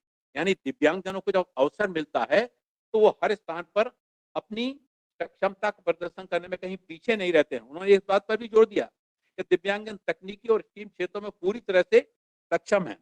वहीं हमारे जब रविंद्र सिंह जी ने अपनी बात रखी तो रविंद्र सिंह जी ने एक बात महत्वपूर्ण से रखी गई थी, उनके द्वारा कहा गया था कि सरकार जो है वो सरकार दिव्यांगजनों के कल्याण के लिए, उनके वेलफेयर के लिए, उनके स्किल डेवलपमेंट के लिए नीतियां बनाती, योजना बनाती है, लेकिन इंडस्ट्रियां उनके क्रियान्वयन में महत्वपूर्ण भूमिकाएं निभाती हैं, उद्योग जगत उसमें बहुत महत्वपूर्ण भूमिकाएं निभाते हैं। यही बात आती है जो हमारे विशेषज्ञों के द्वारा बात रखी गई कि उनके जीवन के अनुभव, जिस क्षेत्र में वो काम कर रहे हैं, उस कार्य के माध्यम से न केवल अपने व्यवसाय को, उसको आधार को आगे बढ़ा रहे हैं, बल्कि अपनी सामुदायिक भागीदारी को भी जोड़ने में वो कहीं पीछे नहीं है। आराधना लाल जी ने जो लेमन ट्री होटल से हैं, उन्होंने जब अपनी बात रखी तो उन्होंने बहुत इस वेबिनार के माध्यम से दिव्यांगजनों के सशक्तिकरण के लिए बहुत महत्वपूर्ण बातें उनके द्वारा रखी गई और उन्होंने बताया कि उनका जो संगठन है लगभग 2 दशकों से जो कार्यस्थल समावेशन के प्रति प्रतिबद्धता को रेखांकित कर रहा है और उनके कई दिव्यांग कर्मचारी उनके कई विभागों में काम कर रहे हैं, जहां मानव संसाधन, फ्रंट डेस्क संचालन, हाउसकीपिंग, वित्त विभाग, IT, ऐसे महत्वपूर्ण उसमें जो है काउंटर पर बिल भी जो है ना वो काटने का काम उनके द्वारा किया जा रहा है। ये बताते हैं कि हमारे आज के जो हमारे स्टेक होल्डर्स हैं, हमारे विशेषज्ञ हैं, अलग अलग क्षेत्रों में काम करने वाले जो हमारे प्रतिभागी हैं, आज की इसके वेबिनार के माध्यम से उनके द्वारा जो सुझाव प्राप्त हुए उनमें जो महत्वपूर्ण थे कि राष्ट्रीय जागरूकता अभियान और उसमें दिव्यांगजनों के लिए रोजगार और कौशल के अवसरों के बारे में जागरूकता बढ़ाए जाने के लिए अभियान चलाने की उनके द्वारा बात कही गई। तो डिजिटल साक्षरता और UDID कार्ड के विस्तार के लिए कहा गया। ऑनलाइन एवं ब्लेंडेड लर्निंग के लिए उसके लिए कि ऑनलाइन और हाइब्रिड प्रशिक्षण मॉडल को बढ़ावा दिया जाए। Cross disability early intervention training क्षमता है, उस ट्रेनर क्षमता को उसमें कौशल प्रशिक्षण पाठ्यक्रम में सुगम्यता सुनिश्चित की जाए। फिर क्षेत्र विशिष्ट कौशल विकास पर भी, अब क्षेत्र विशिष्ट हमारे बहुत सारे विशेषज्ञों ने कहा कि ग्रामीण क्षेत्रों में जो हमारे दिव्यांगजन होते हैं उनको अलग तरह का स्किल ट्रेनिंग देने की आवश्यकता है। ऐसी शहरी क्षेत्रों के जो हमारे दिव्यांगजन होते हैं उनको अलग तरह का स्किल देने की आवश्यकता है। दोनों की अपनी अपनी पृष्ठभूमि अलग होती है और इस कारण से उनको जो है ना अलग अलग तरह का प्रशिक्षण दे करके और वो आसानी से उस काम को कर सकेंगे। क्योंकि जो शहर का हमारा दिव्यांगजन है वो थोड़ा सा पढ़ा लिखा होगा, जो हमारा ग्रामीण क्षेत्र का दिव्यांगजन होता है वो गरीब परिवारों की पृष्ठभूमि से आता है और इतना शिक्षा के प्रति जागरूकता नहीं होने के कारण, लेकिन उसको डिजिटल से जोड़े जाने का काम, उसको स्किल से जोड़े जाने का काम बड़ी आसानी से किया जा सकता है। कई हमारे विशेषज्ञों ने कहा कि दिव्यांगजनों के लिए स्टीम और शिक्षा, आर्टिफिशियल इंटेलिजेंस, सेमीकंडक्टर जैसे क्षेत्रों में पहुंच बढ़ाई जाए। फिर दिव्यांगजन उद्यमता, जो इकोनॉमिक, जो हमारा परिस्थिति तंत्र है, इनको इक्यूबेशन वित्त, मेंटरशिप, खरीद उपकरण के माध्यम से समर्थन प्रदान किया जाए। उद्योग क्षेत्रों में जिस तरह की आवश्यकता है, श्रम आधारित बाजार उन्मुखी जो आवश्यकता है, उन आवश्यकताओं के अनुरूप दिव्यांगजनों को प्रशिक्षण देकर उद्योग क्षेत्र में बड़ी मात्रा में हमारे दिव्यांगजनों के लिए जीवन में आगे बढ़ने के उनको अवसर उपलब्ध कराए जा सकते हैं। और यही बात माननीय प्रधानमंत्री जी के द्वारा कही जाती है। माननीय प्रधानमंत्री जी कहते हैं कि सबका साथ सबका विकास। तो सबका साथ सबका विकास में, चाहे वो हमारे गांव में रहने वाला हमारा दिव्यांगजन हो, चाहे वो हमारा शहर में रहने वाला दिव्यांगजन हो, चाहे वो हमारे कस्बे में रहने वाला दिव्यांगजन हो, सबके लिए आज की चर्चा में महत्वपूर्ण से उभर के आया कि दिव्यांगजनों का सशक्तिकरण सामूहिक प्रयास के लिए आवश्यकता है। केवल सरकार के अकेले प्रयासों से ये काम नहीं हो सकता है। इस काम में सरकारी प्रयासों के साथ साथ विभिन्न मंत्रालयों का भी इसमें सहयोग चाहिए। राज्य सरकार और केंद्र शासित जो प्रदेश हैं, केंद्र शासित प्रदेशों का भी, फिर हमारे नेशनल इंस्टीट्यूट और हमारे जो क्षेत्रीय संस्थान हैं उनका भी, एनजीओ का, नागरिक समाज संगठन और उद्योग जगत के जो नेता हैं, सामाजिक उद्यम है, उनके साथ ही साथ माय भारत के संस्थक और युवा प्रतिभागी, इन सबके जो विचार और सुझाव इस पहल को और अधिक सशक्त बनाने में तथा देश में दिव्यांगजन समावेशी कौशल विकास के भविष्य को आकार देने में महत्वपूर्ण भूमिका निभाएंगे। हमारा सामूहिक उद्देश्य बिल्कुल स्पष्ट होना चाहिए कि प्रत्येक दिव्यांग युवा को कौशल रोजगार के अवसर और अपने पूर्ण सामर्थ्य को साकार करने के लिए आवश्यक समर्थन प्राप्त हो। कौशल विकास, आर्थिक भागीदारी और श्रम की गरिमा को बढ़ावा देकर हम ऐसे समाज की ओर अग्रसर हो रहे हैं जहां दिव्यांगजनों को उनकी सीमाओं के लिए नहीं बल्कि उनकी क्षमताओं और राष्ट्र निर्माण में उनके योगदान के लिए पहचाना जाएगा। आइए हम सब मिलकर एक समावेशी, कुशल और सशक्त भारत के निर्माण के लिए आज का यह जो वेबिनार है, इस वेबिनार के माध्यम से जो विचार आए हैं, जो सुझाव आए हैं, निश्चित रूप से आने वाले समय में उसके लिए सभी का साथ लेते हुए इन सुझावों के माध्यम से मंत्रालय अपनी चलाई जाने वाली योजनाओं में उनमें से महत्वपूर्ण विचारों का, सुझावों का समावेश करते हुए अपने काम को और अधिक प्रभावी ढंग से करने का संकल्प इस वेबिनार के माध्यम से हम लेंगे।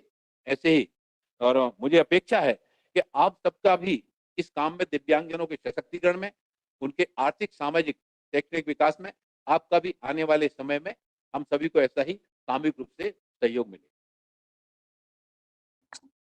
Dr. Virendra Kumar, आपका आभार. We now invite Shri Piyush Goyal, Honorable Minister of Commerce, to deliver his remarks. Thank you very much. Grateful to Shri Dharmendra Pradhan ji for having given me this opportunity to join the post-budget webinar today. My colleagues, Dr. Virendra Kumar ji, Ashwini Vaishnav ji, Rao Inderjeet Singh ji, Jitendra Singh ji, all the secretaries who have joined the webinar, industry experts, captains of business, and to all participants, my warm greetings. India is entering a decisive decade of development. Our demographic dividend, the young aspirational Indian with an average age of 28.5 years, and the technological strength that 2.3 million STEM graduates bring to the table every year are today coming together to act as a force multiplier and grow the Indian economy, take the Indian growth story to the remotest parts of India, and expand our engagement with the rest of the world. Our desire to build a developed nation, a Viksit Bharat by 2047, will only come true when we treat design not merely as a cosmetic enhancement, but as a strategic national capability that connects technology with people and translates ideas into impactful systems, products, and experiences. India's greatest strength is its diversity. Every few kilometers, our culture, food, textiles, language, dialects change. This heritage is our greatest design capital. By integrating this diversity into contemporary design, we can create products and experiences that the world cannot easily replicate. Over the last decade, the National Institute of Design has evolved from a single premier institution into a national network and an institution of national importance. It has moved beyond aesthetic design to solving technical and social problems, strengthening its reputation as a leading design school. This year's budget takes the next step by announcing a new National Institute of Design in the eastern part of India. Our design industry is expanding rapidly, but we still face a shortage of trained Indian designers who can serve the needs of our growing economy and also contribute to global design discourse. The new NID in the East is our commitment to bridge this gap and democratize access to world-class design education. The Eastern region is a powerhouse of culture, crafts, textiles, and industry. But since it did not have a very strong design ecosystem, we could not really exploit its true potential. The new NID will connect traditional craft clusters, MSMEs, emerging industries with cutting-edge design education. It will also help artisans move up the value chain and support MSMEs in product diversification. Our vision goes beyond a single campus. Indian culture and civilizational knowledge must sit at the heart of design education, not as an optional add-on. Design is central to Atmanirbhar Bharat. And if we have to create a brand India, a brand that India can be synonymous with quality, innovation, it can be recognized for new products, new technologies, especially in a world which is being reshaped by artificial intelligence, immersive media, and robotics, where technology without thoughtful design can actually deepen inequality and reduce usability. We all need to put our heads together and prepare the Indian mindset to adopt new technologies, exploit them for the benefit of 1.4 billion Indians, and ensure a better future for our young men and women. To the young designers and students, I say, you are not just preparing for a career, but you are preparing yourself to contribute to nation building. The choices you make in a product, a service, or through digital interface will shape how India is experienced by its own citizens or by the world. Going forward, our collective effort must translate vision into action. I propose a 5-point agenda for your kind consideration. 1, let us position the National Institutes of Design as knowledge hubs for Indian design, and through each of these campuses, take the message and importance of design or innovative designing to the people in different regions across the country. 2, let us deepen our industry, particularly the MSME and academic linkages. Maybe we could set up design clinics. We could have some live cluster projects. We'll have to make design very simple to engage with and involve the common man, our handicraft people, our artisans, our handloom weavers and traditional workers, to see how design can start defining the India story. 3, we must create service and brand India design labs to improve the citizen experience in governance, tourism, and healthcare. 4, we need to build joint artificial intelligence and frontier technology design labs with technical institutes so that the linkages between students and industry can be expanded. And lastly, we must ensure that the new NID coming up in Eastern India is a model campus. It must promote public-private partnerships and also promote the not-for-profits who are working amongst our artisans, our handicraft and handloom players, to help them take India to the rest of the world.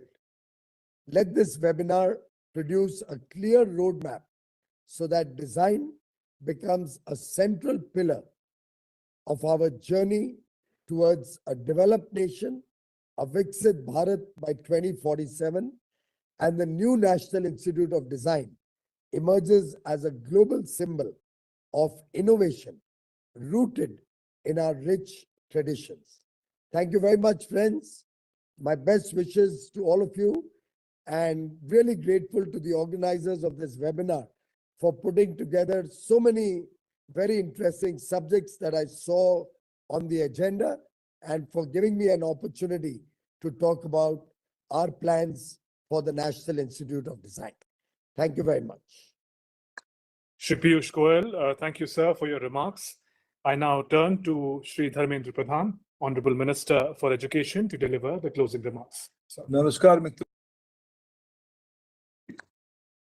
Post budget webinar series की concluding session की 4th and concluding session की आज समापन सत्र में मेरे साथ उपस्थित मेरे वरिष्ठ सहयोगी आदरणीय पीयूष गोयल जी, वीरेंद्र कुमार जी, अश्विनी वैष्णव जी, राव इंद्रजीत सिंह जी, डॉक्टर जितेंद्र सिंह जी, सभी विभागों की आदरणीय सेक्रेटरीज, वरिष्ठ अधिकारी मित्रगण और डोमेन एक्सपर्ट्स और पॉलिसी मेकर, सभी अन्य साथीगण।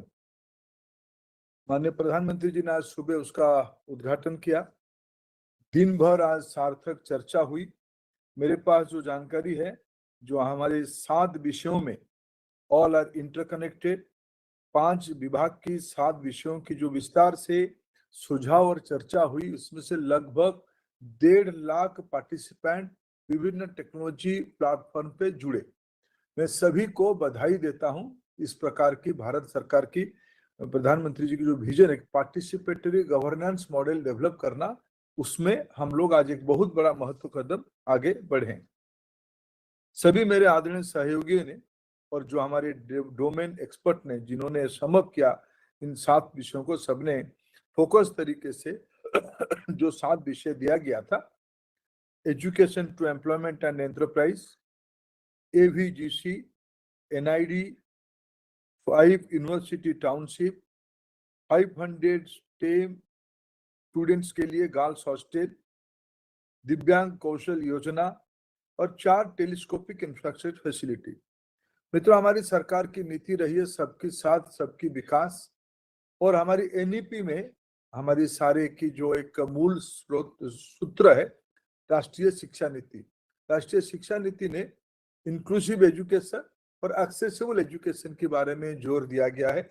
इस बार की बजट एक एक बिंदु जिस पर आज हम लोगों ने विस्तार से चर्चा किया है, सब उस दिशा में एक एक महत्वपूर्ण कदम है। मैं 2-3 छोटे छोटे विषय को कह के मेरे बात को समाप्त करूंगा। जो विषय चर्चा हुई है उसको रिपीटेशन की आवश्यकता नहीं है। इस बार के बजट में ऑरेंज इकोनॉमी एक नई आशा देश की युवाओं में जन्म किया है, उत्पन्न किया है, जिसके बारे में विस्तार से मेरे मित्र अश्विनी वैष्णव जी ने कहा है। इसकी उनका विजन कहा है, उनकी विभाग की विजन कहा है। देश में डिजाइन थिंकिंग के लिए, क्रिएटिव इकोनॉमी के लिए, क्रिएटिव लैब के लिए स्कूली स्तर से बच्चों को एक इमेजिनेशन, इनोवेशन, हमारी देश की शिक्षा पद्धति अभी रट्टा वाला एजुकेशन है, मेमोराइजेशन है। मेमोराइजेशन से उसको डिजाइन थिंकर तक, क्रिटिकल थिंकर तक ले जाने में ये निर्णय ऑरेंज इकोनॉमी के माध्यम से एक पहल सिर्फ क्रिएटिव इकोनॉमी नहीं बनाएगी, एक इनोवेटर बनाएगी समाज को बड़े मात्रा में। इस बजट में उसकी रिफ्लेक्शन है। एक दिव्यांग कौशल योजना, इसके बारे में भी बजट में इस बार उल्लेख किया गया है। मैं कुछ समीक्षा पढ़ रहा था। विश्व की एक अच्छी खासी आबादी जाने अनजाने में आज की भारत की जो परिभाषा है दिव्यांगजन, उस कैटेगरी में आते हैं। किसी ने कल मेरे को समझाया, भारत की स्टूडेंट पॉपुलेशन की लगभग 10% दिव्यांगजन है। किसी ने कहा इसकी वेरिफिकेशन करने लायक स्टैटिस्टिक्स है। 7.5 करोड़ लोग दिव्यांगजन की कैटेगरी में आते हैं। उनके बारे में हमने 2016 में नीति बनाई, नई आइडेंटिटी बनाई, उसको बास्केट को बड़ा किया। लेकिन अभी समय आया है इसके बारे में मीनिंगफुल उनको एम्पावरमेंट करने के लिए, इसके बारे में इस बार बजट में कहा गया है दिव्यांग जन कौशल योजना। मैं भी देख रहा था, अल्बर्ट आइंस्टाइन क्वांटम फिजिक्स की विश्व की विद्वान थे, लेकिन उनको सिंपल अरिथमेटिक्स में, मैथमेटिकल कैलकुलेशन में गलती होती थी। वो एक सहायक रखे थे जो उनको मैथमेटिकल कैलकुलेशन में मदद करेगा। वो दिव्यांगजन थे। थॉमस एडिसन जो जनरल इलेक्ट्रिक की प्रमुख थे, जिन्होंने इलेक्ट्रिक बल्ब को दुनिया के सामने लाया, वो दिव्यांगजन थे। अलेक्जेंडर ग्राहम बेल जिन्होंने टेलीफोन को दुनिया को दिया, वो दिव्यांगजन थे। हेनरी फोर्ड जो मोटर कार की प्रमुख थे, वो दिव्यांगजन थे। Wright brothers, Steve jobs, bill wheel और हेलेन ब्रोक जैसे ये सारे विश्व की बड़े बड़े आविष्कार जिन्होंने किया, ये सब दिव्यांगजन थे। मित्रों, इस बार भारत के बजट ने इसको स्पेसिफिक करके एक स्किल डेवलपमेंट प्लान बनाना, उनकी एम्पावरमेंट की सोचना, ये बहुत बड़ी एक महत्वपूर्ण कदम है। 4 टेलीस्कोपिक इंफ्रास्ट्रक्चर फैसिलिटी बनाई जाएगी। हमारे देश में स्पेस साइंस की दुनिया खुल रही है। सरकार की दायित्व से उसको धीरे धीरे प्राइवेट सेक्टर की ओर लिया जा रहा है, स्टार्टअप की दुनिया से जोड़ा जा रहा है। इसमें ये 4 टेलीस्कोप बहुत बड़ा मददगार होगी। सारा विषय बड़े विस्तार से चर्चा हुई है। अभी चुनौती है, सुबह भी प्रधानमंत्री जी ने कहा, ये इस एस्पिरेशन को, विकसित भारत के एस्पिरेशन को पूरा करने के लिए बजट में जो स्ट्रैटेजी सब बनाई गई है, इसकी सफलता तब होगी ये जगह जमीन पे उतरेगी। मैं मानता हूं आज इस प्रकार की पैनल ने इतने बड़े पैमाने पर सुझाव दिया है, चर्चा किया है, विषय को नीचे लेने की प्रयास किया है, उस दिशा में हमने एक 1 स्टेप अहेड लिया है। लेकिन मेरा अपेक्षा रहेगा ये सब विषय एजुकेशन, एम्प्लॉयमेंट, ट्रिपल ई से लेके टेलीस्कोपिक इंफ्रास्ट्रक्चर फैसिलिटी तक सारा विषय संलग्न है। आज देश में लड़कियां स्टेम एजुकेशन में आगे बढ़ रही हैं, उनकी रिसर्च भी आगे हो रहा है। ये सारे को आने वाले निर्दिष्ट समय में हमने कैसे अप्रैल अनुवाद इसको ऑन फील्ड उतारेंगे, इसमें से इस वेबिनार की सार्थकता है। मैं आप सबको फिर एक बार आभार प्रकट करता हूं भारत सरकार की ओर से इस वेबिनार में शामिल होने के लिए। बहुत बहुत धन्यवाद। नमस्कार। Thank you, Honorable Minister, for summing up the scope and potential of this webinar. And before we close, let me invite Ms. Nidhi Chibbar, CEO, Niti Aayog, to deliver the vote of thanks. Honorable Ministers, distinguished speakers, esteemed experts, and all the participants. As we come to the close of today's webinar, it is my privilege to extend a sincere vote of thanks to all those who have contributed to the success of this session. At the outset, I would like to express our sincere gratitude to the Honorable Ministers for sharing their valuable insights and perspectives. We are grateful to Honorable Minister of Science and Technology, Honorable Minister of State for Planning, Honorable Minister of Information and Broadcasting, Honorable Minister of Social Justice and Empowerment, Honorable Minister of Commerce, and Honorable Minister of Education for their thoughtful remarks and for outlining the government's vision across these important initiatives. Today's discussions were enriched by the outcomes of 5 breakout sessions, which covered forward-looking themes like high-powered education to employment and enterprise standing committee, AVGC Content Creator Labs, the new National Institute of Design, University Townships, Girls' Hostels for STEM institutions, Divyang Kaushal Yojana, and the 4 telescopic infrastructure facilities for strengthening India's scientific capabilities. I extend my sincere appreciation to the experts and stakeholders who contributed their insights to these deliberations. I would also like to thank all the participating ministries and departments whose active engagement made today's discussions meaningful and productive. The insights emerging from today's deliberations will be valuable in taking forward the implementation of the announcements made in the Union Budget and in advancing our shared vision of building a Viksit Bharat. Finally, I would also like to place on record my appreciation for NIC for providing the technical platform and ensuring seamless conduct of this webinar, and to all the organizing teams whose efforts made this event possible. Thank you very much. Thank you, ma'am. And with that, we conclude this webinar. Thank you, Honorable Ministers, distinguished participants, for your time and engagement. Wish you all a pleasant evening ahead. Namaskar.